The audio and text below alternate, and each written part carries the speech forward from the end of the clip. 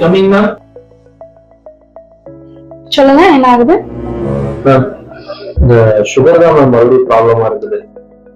என்ன பண்ணாலும் கம்மியே ஆக மாட்டேங்குது சுகர். நானும் மெடிசன்ஸ், நீங்க கொடுத்த மெடிசன்ஸ் எல்லாம் எடுத்து பார்த்தேன்.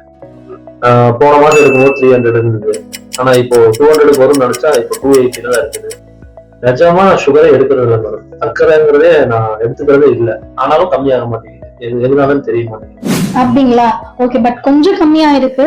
பட் நீங்க ஸ்வீட்டே சாப்பிடுறதுன்னு சொல்றீங்க. சிலக்கு நேத்து என்னெல்லாம் சாப்பிட்டீங்க? மேடம் பாத்தீங்களா, மறுபடியும் அதே கேக்குறீங்க.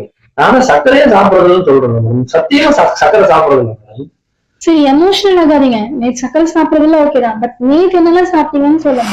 நேத்தா மேடம்? நேத்து காலையில பரோட்டா சாப்பிட்டேன் மேடம். மத்தியானம் எப்பவும் போல ரைஸ் தான்.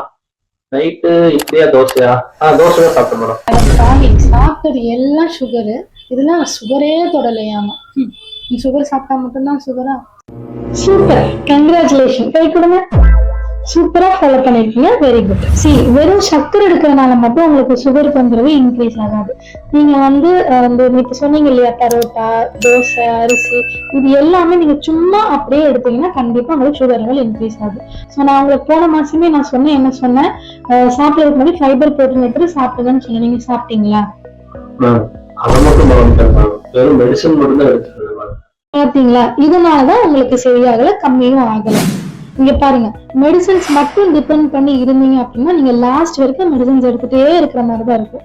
நீங்க லைஃப் ஸ்டைல் சேஞ்சஸ் பண்ணா மட்டும்தான் உங்களுக்கு சுகர்ல இருந்து வெளியில வர முடியும். அண்ட் நீங்க ரொம்ப நேரம் டயபெட்டிஸால கஷ்டப்பட்டு இருக்கீங்கன்னா கமெண்ட்ல சுகர்ன்னு டைப் பண்ணுங்க. உங்களுக்கான ஹீலிங் பிளான் நான் சென்ட் பண்ணுவேன்.